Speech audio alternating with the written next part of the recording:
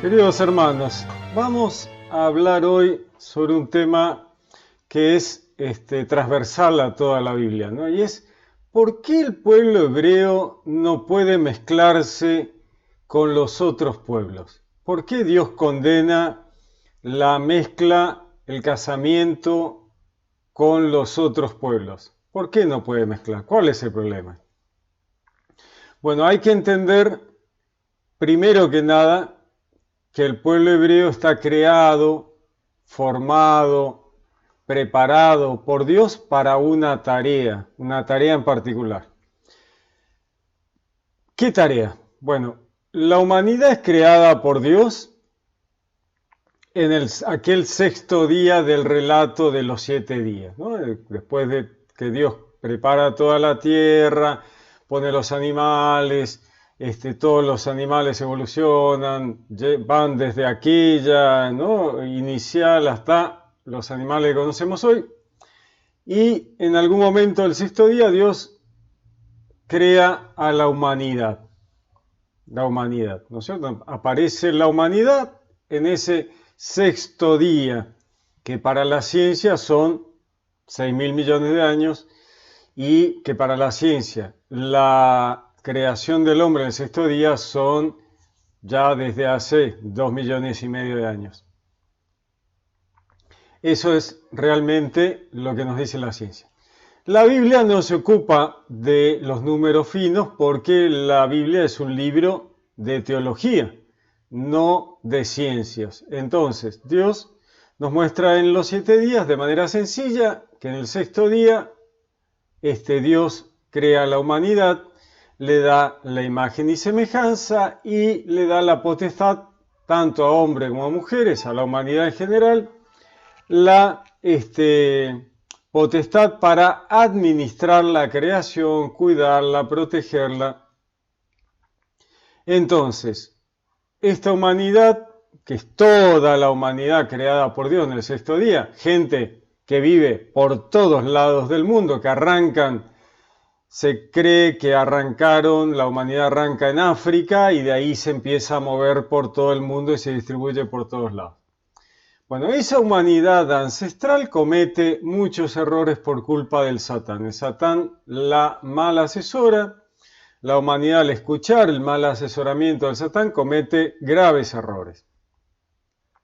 La humanidad cree que las fuerzas de la naturaleza, las tormentas, los vientos, las mareas, los planetas, el sol, las estrellas son dioses. No es así, nunca existieron los otros dioses. Bueno, alguna gente dice, no, pero en Salmos 82 dice, en la asamblea de los dioses juzga, bueno, pero no está hablando de dioses al nivel de Dios, sino dioses en función de ser jueces, los Elohim. Elohim es una palabra que se usa tanto para Dios como para jueces, autoridades, ángeles con autoridad, seres celestiales que tienen algún tipo de autoridad. Entonces hay que definir eso, ¿no? No porque diga Elohim son dioses. No. La Biblia deja bien en claro que Dios es uno, solo y único. No hay dioses. ¿Y los Elohim? Bueno, los Elohim son jueces, autoridades. No, Dios es uno solo. Bueno, entonces, el engaño del Satán va a hacerle creer a la humanidad que existen muchos dioses. Entonces la humanidad comete errores tremendos de pensar que aquellos dioses, que en realidad no existieron nunca, están completamente locos, porque en realidad son fuerza de la naturaleza, no son dioses. Entonces de ahí vienen un montón de errores. La predestinación, el destino. ¿Por qué el destino proviene de ese error? Porque como la humanidad cree que los dioses están locos, creen que los dioses predestinan a la humanidad para jugar con ella. Y bueno, a este lo destino a ser rico, al otro lo destino a ser pobre. Ah, eso no existe. Hay libre albedrío. Cada uno decide dentro del ambiente en el que ha nacido. Y ese ambiente, bueno, eso ya es una cuestión de Dios que descubriremos cuando vayamos del otro lado y ahí Dios nos dirá por qué uno nació acá, el otro nació allá, cosas que parecían ventaja no lo fueron, cosas que parecían desventaja tampoco fueron. O sea, hay todo un tema de interacción que solo uno logra comprender al final de la vida y sobre todo al llegar con Dios después de la muerte. Pero vayamos al tema de los dioses y las religiones. Como la humanidad no entiende al principio que hay un solo Dios, creen que los dioses están locos. Entonces, para compensar esta locura de los dioses, les pagan ofrendas, sacrificios humanos, la locura total, sacrificio de los hijos, para pagarle a los dioses para lograr que los dioses hagan lo que uno quiera. Ven como que hay unas contradicciones. Si hay destino, ¿para qué le pagás? Si estás predestinado, no tiene sentido que le pagues. Pero bueno, la humanidad no ha sido muy coherente en su pensamiento religioso. Por otro lado, ha habido todo tipo de religiones distintas y formas distintas de interactuar o tratar de interactuar con Dios. Entonces, en esa interacción con Dios, con los dioses, Dios utiliza al pueblo hebreo para enderezar los caminos de la humanidad y traer al Mesías, quien va a terminar con toda esa locura, pagar el rescate al Satán por la humanidad en una norma, en una regla de un juego que está visto que es una regla puesta por el Satán como administrador general del mundo. La Biblia lo llama al Satán príncipe de este mundo, gobernador. Así que es claro que el Satán tiene un cargo de administración que se lo tiene que haber dado Dios. ¿Quién se lo va a dar? Únicamente Dios. Y Dios se lo mantiene, no es que lo sacó. Le dijo, bueno, vamos a ver si podés hacer las cosas bien y si no, bueno, tendré que intervenir, que es lo que hace, interviene. Entonces, la humanidad vive, hace todo este desastre de religiones falsas, Dios ve que la cosa va mal, y entonces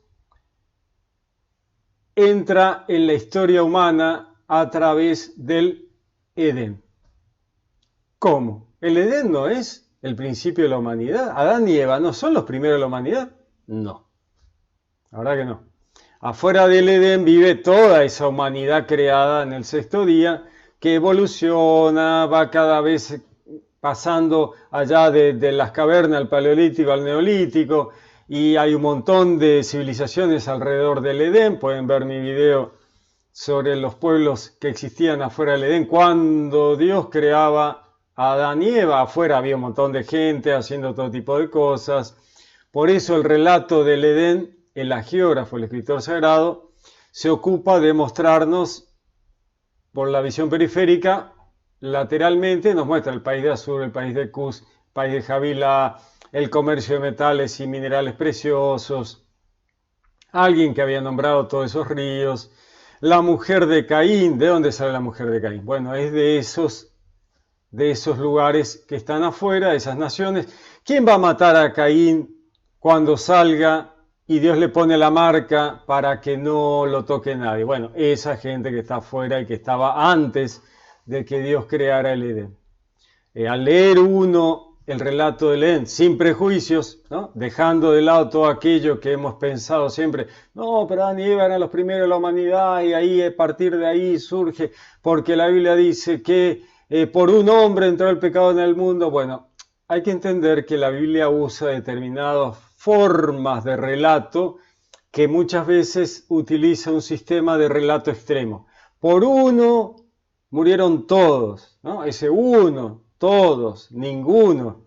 Son formas el tipo de relato para fundamentar un determinado tema.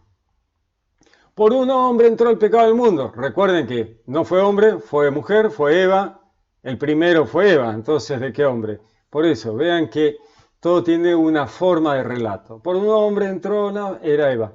¿Y en realidad fue el primero que pecó? No, el Satán fue el primero que pecó. Primero peca Satán, que era un ángel del cielo, un ser celestial. Él es el primero en pecar. Él trae el pecado al mundo, porque Él es el que se opone a Dios, primero que nada, y después hace pecar a la humanidad. Ven que hay que comprender la forma del relato para entender de qué se trata. Bueno, entonces, Dios entra en la historia de la humanidad para corregir las macanas que estaba ocurriendo por culpa del Satán. En el Edén, lo que hace Dios es poner en evidencia al Satán con cierto artilugio. Podemos hoy mirar y decir, che, eso fue una trampa que le tendió Dios al Satán para hacerlo salir a la oscuridad. Y sí, la verdad que sí. Dios prepara todo en el Edén, prepara al hombre, después a la mujer, los animalitos, las plantitas, se va a dar una vuelta a ver qué pasa, deja la prohibición, no me toques el arbolito, y se va.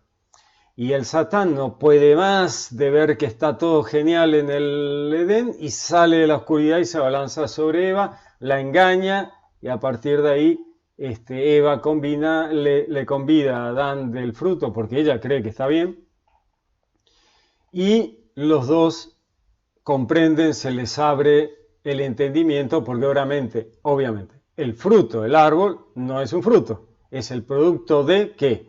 Del conocimiento profundo del bien y del mal, de la filosofía. La filosofía les da el conocimiento profundo del bien y del mal, se le abre la cabeza, comprenden, entienden el bien y el mal y se avergüenzan por un tema de cultura, moral, ¿no? Entonces se esconden. Todo un relato muy breve de un trabajo que a la humanidad le llevó millones de años.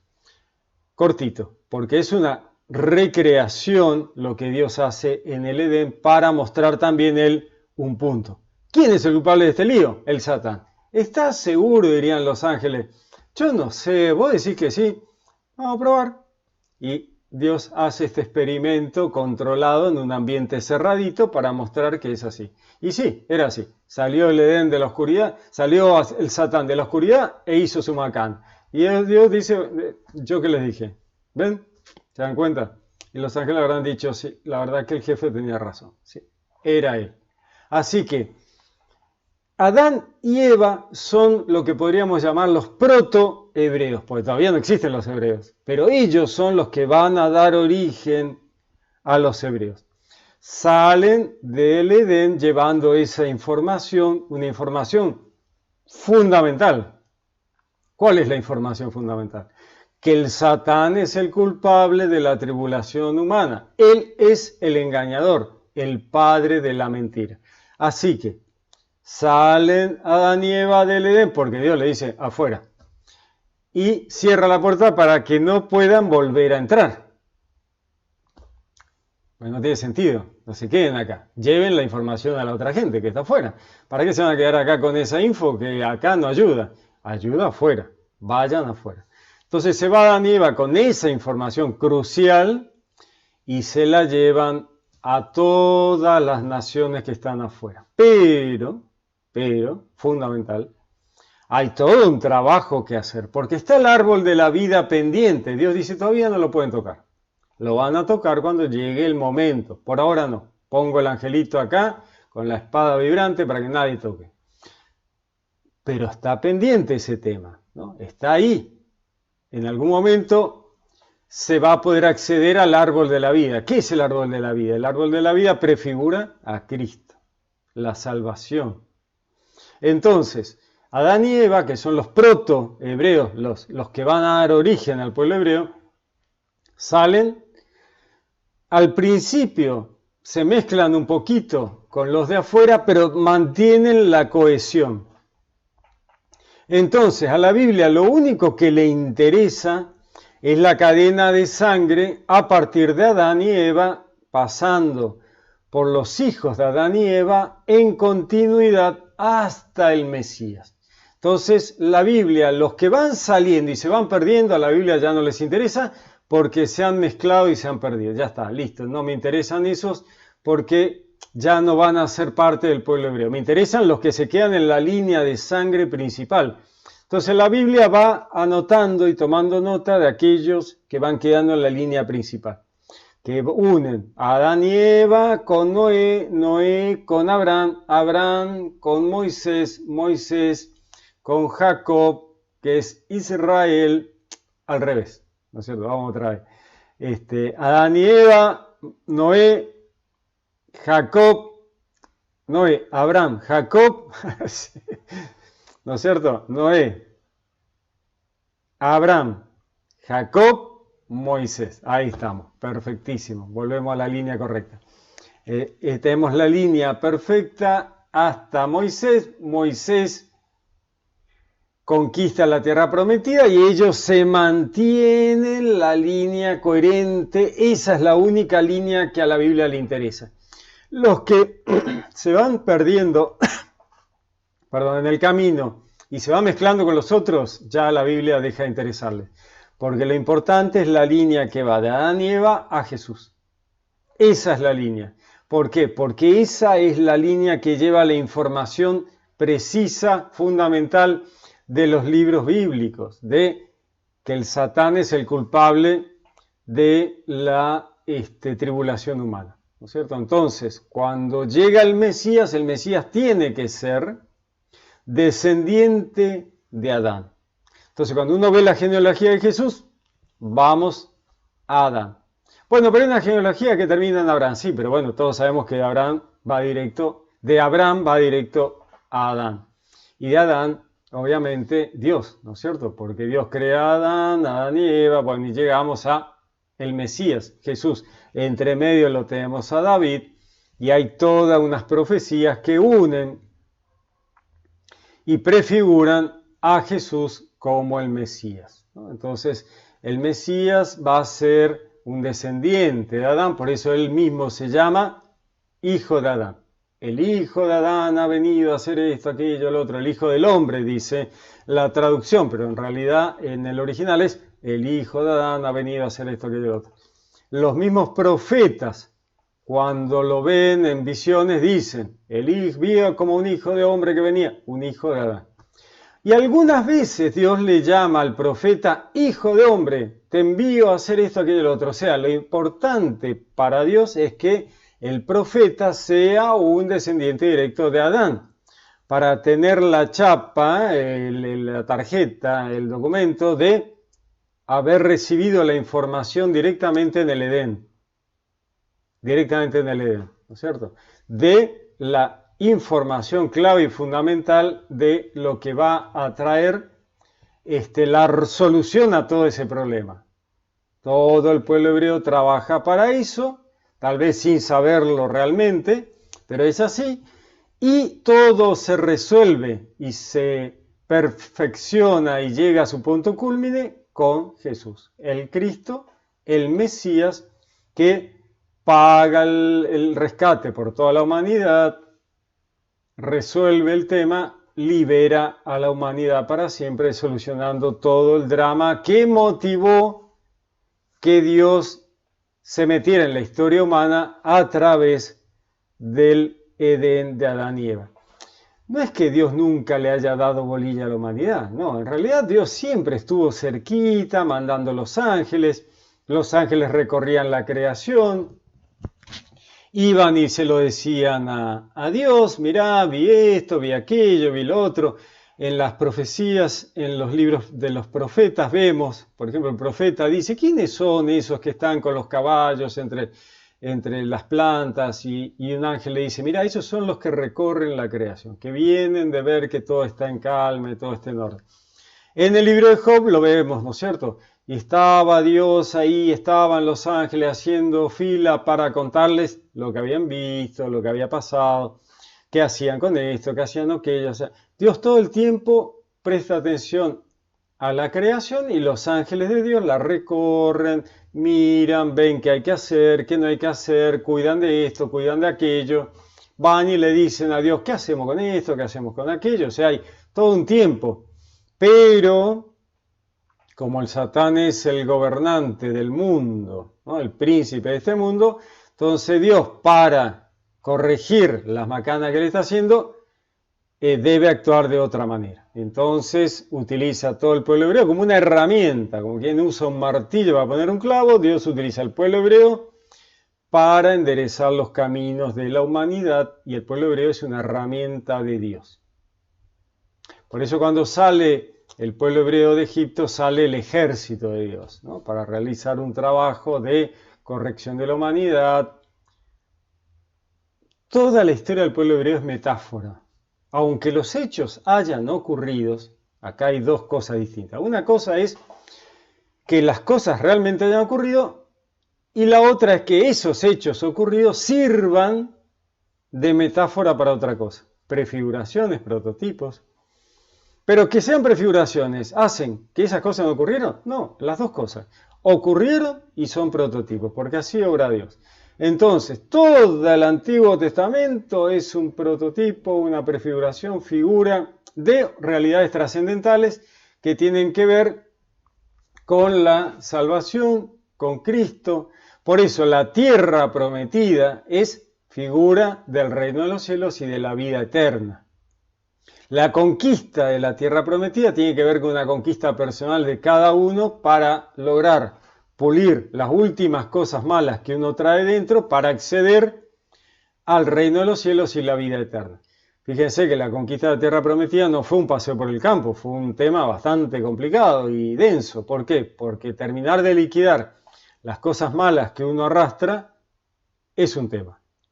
Y el desierto, 40 años en el desierto, son todo una peregrinación de introspección y de ir dejando las cosas viejas atrás, ¿no? Todo aquello que queda tirado, muerto en el desierto, son todas esas cosas que uno arrastra y que la humanidad arrastraba de politeísmo, idolatría, sacrificios, toda esa tontería que debía quedar atrás.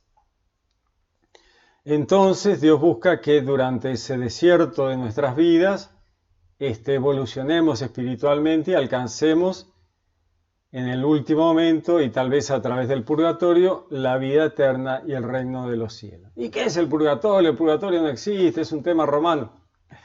Purgatorio tiene que ver con que nadie llega perfectamente a la muerte. Seguramente que algunos sí, hay gente muy santa, pero el 99% no llega bien a la muerte. Entonces Dios nos da ese último lugar donde se quema lo que falta, se paga lo último para poder salir de aquella cárcel que nos hablaba Jesús. Hasta que no pagues el último centavo no vas a salir de ahí, y de ahí al reino de los cielos y a la vida eterna. Y habrá alguno que no pueda, y bueno, alguno va a ver que no va a poder, y eso es la muerte segunda, la pérdida absoluta de la individualidad en la muerte del alma. El alma no duerme y el alma no muere. No, pero la Biblia dice que el alma duerme. No, dormir es una forma en que la Biblia refiere a la muerte primera del cuerpo. Durmió y se reunió con sus pueblos. ¿Dónde? Y en el cielo. ¿Dónde se va a reunir? ¿Y de qué manera? En alma.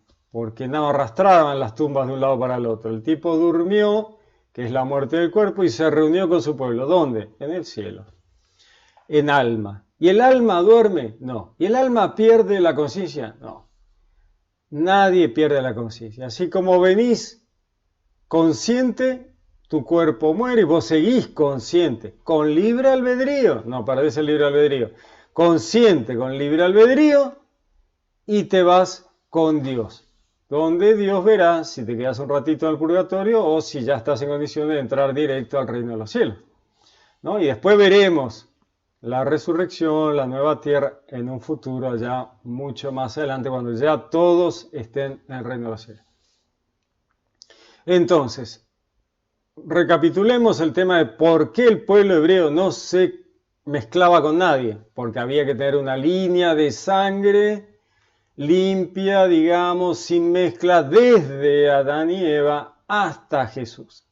Pero, como Dios la tiene clarísima, metió entre medio de la línea de sangre de Jesús un par de paganos. Rahab, Ruth, la mujer de David, ¿no? No eran del pueblo hebreo, pero quedaron en la línea de Jesús porque la línea igual no se cortó. Y de esa manera Dios ya prefiguró que los paganos, digamos, todos los otros seres que vivían afuera del Edén antes, durante y después, accedieran al reino de los cielos y la vida eterna. Obviamente, porque todo el trabajo del pueblo hebreo en realidad era para esos que estaban afuera. Para eso lo hace, no para el pueblo hebreo. El pueblo hebreo también lo va a disfrutar, obviamente, por supuesto. Pero en realidad es como que ellos trabajan para otros. Están haciendo un trabajo que otros se van a beneficiar. ¿Quiénes? Los que estaban afuera. Los que estaban afuera antes del Edén, durante el Edén y después del Edén. ¿No? Todos los demás. Todos los demás nos beneficiamos del trabajo realizado por los hebreos, a los cuales hay que darle gracias, chicos, por el trabajo bien hecho. Genial. Fíjense al extremo que hacen un trabajo bien los judíos, que ellos se transforman en el sacerdote que realiza el sacrificio de Cristo. Cristo es el Cordero de Dios que quita el pecado del mundo. Como Dios no quiere matar a nadie, nunca quiso matar a nadie, nunca quiso sacrificio, nunca quiso muerte de nadie, Él mismo se da en sacrificio, Él mismo se transforma en el animal al sacrificio. Por eso Él es el Cordero de Dios que quita el pecado del mundo. Entonces está el Cordero, está el altar, que es la cruz, falta el sacerdote que haga el sacrificio. ¿Quién es el sacerdote?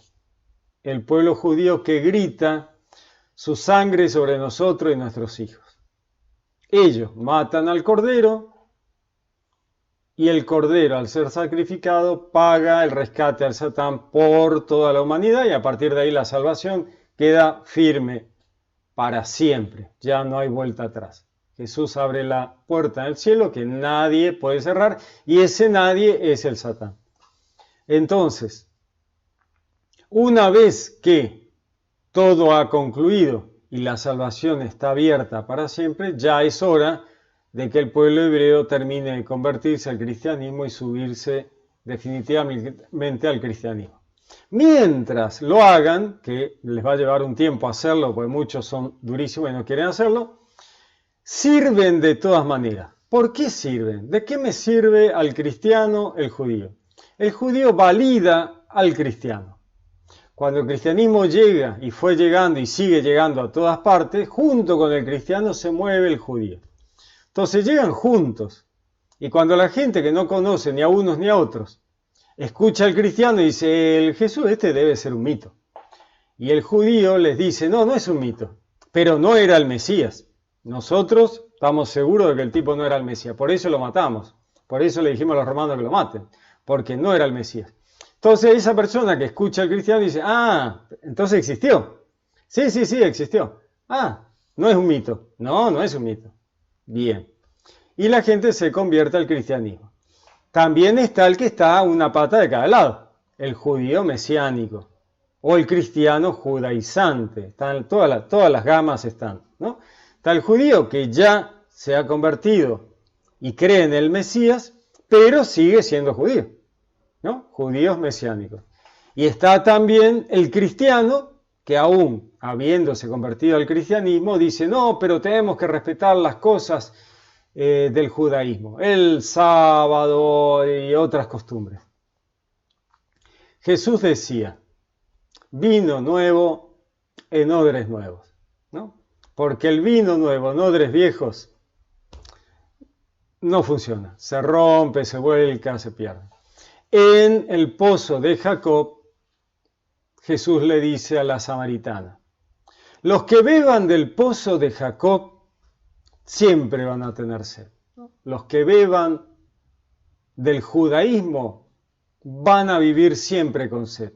Pero los que beban del agua que les va a dar el Cristo, el cristianismo, nunca más volverán a tener sed y ellos van a ser fuente de agua para vida eterna para otros.